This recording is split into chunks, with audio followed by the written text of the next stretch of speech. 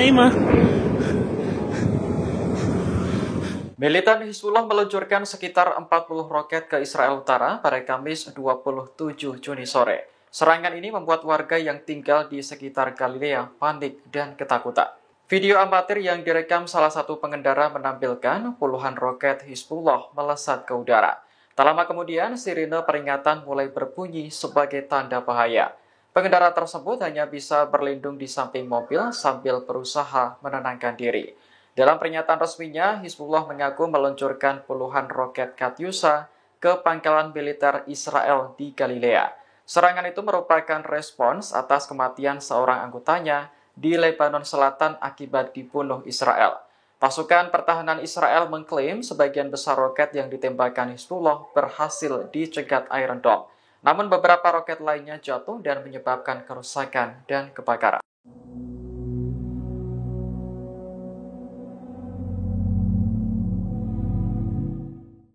Jumlah warga Israel yang terinfeksi virus West Nile terus bertambah. Pada Jumat 28 Juni 2024, Kementerian Kesehatan melaporkan 81 kasus positif. Dari jumlah tersebut, 64 orang dirawat di rumah sakit dan 6 lainnya menggunakan ventilator. Kementerian Kesehatan menyebut 7 pasien yang terinfeksi virus West Nile telah meninggal. Sebagian besar pasien berasal dari wilayah Israel Tengah. Dikutip dari Jerusalem Post, penyakit demam West Nile disebabkan oleh infeksi virus yang hidup di alam liar. Penularannya lewat gigitan nyamuk yang terinfeksi ke hewan dan manusia. Paling banyak ditemukan pada burung. Adapun wabah virus West Nile bukan pertama kalinya melanda Israel. Menurut data Kementerian Kesehatan, virus ini tercatat sebagai wabah pada tahun 1950-an. Jika seseorang terinfeksi virus West Nile, gejala yang dirasakan biasanya demam, flu, nyeri otot, hingga diare.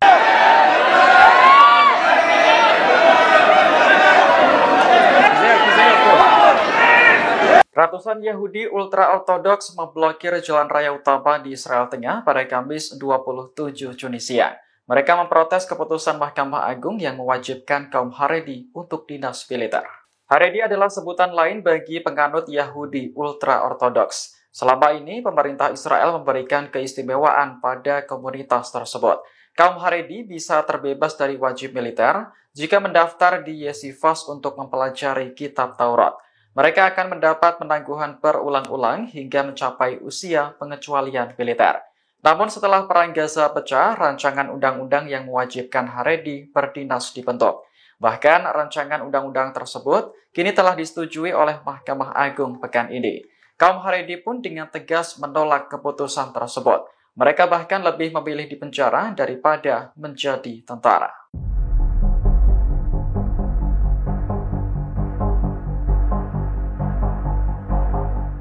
Perang yang berlangsung selama 9 bulan di jalur Gaza membuat anak-anak Palestina kelaparan dan kekurangan gizi. Tak cukup mengandalkan bantuan, seorang ibu bahkan rela menjual ginjalnya demi memberi makan anak-anaknya. Kisah menyedihkan ini dibagikan oleh seorang perawat bernama Muhammad Samaana pada Jumat 28 Juni. Ia mengaku bertemu dengan seorang ibu yang ingin menjual ginjal agar keempat anaknya bisa makan. Ibu tersebut mengeluhkan sulitnya mendapat bantuan makanan, sementara uang pun tak punya. Samaana mengatakan masih ada laporan anak-anak Palestina meninggal karena Israel terus menolak bantuan kemanusiaan masuk. Kondisi ini membuat orang tua sangat khawatir, meski nyawa mereka sendiri terancam setiap saat. Jika tidak terbunuh oleh bom Israel, para orang tua ingin memberi makan anak-anaknya dengan cara apapun. Salah satu yang sudah dilakukan adalah memberikan roti yang terbuat dari pakan ternak. Samaana menyebut ribuan warga Palestina di Gaza kini menderita penyakit kanker hingga ginjal.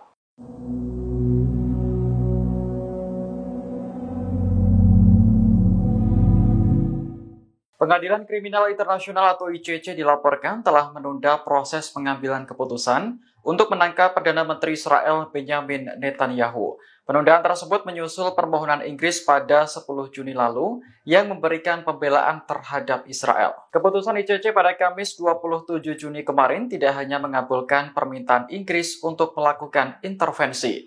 Pengadilan tersebut juga memberikan hak kepada negara lain untuk melakukan tindakan yang sama. ICC memberi waktu kepada Inggris dan negara lain hingga 12 Juli untuk mengajukan tuntutan.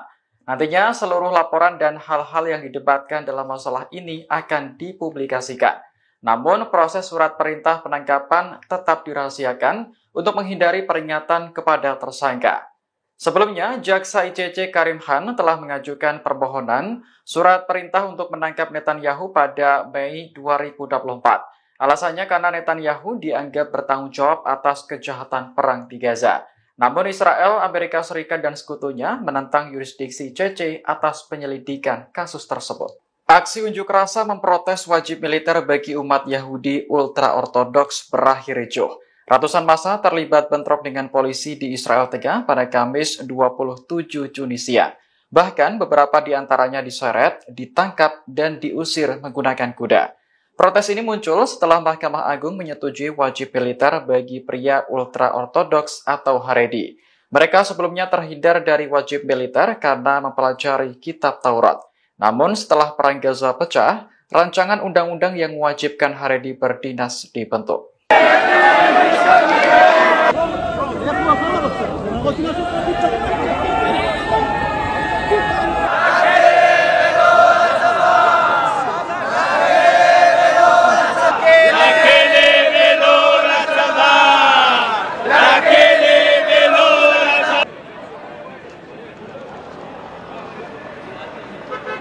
כרגע 5 עצורים. אשריך שנכנס תורה. תוסיף. בשדות הכלא עולו ממלאים. זה חוצפה. אל תיגע לי במעיל. אני בא, אל תיגע לי במעיל. שוטרים גיבורים. השעה 6:04 עצורים מסכנים ומסכנים במקום. בוא תעזור לי, בוא.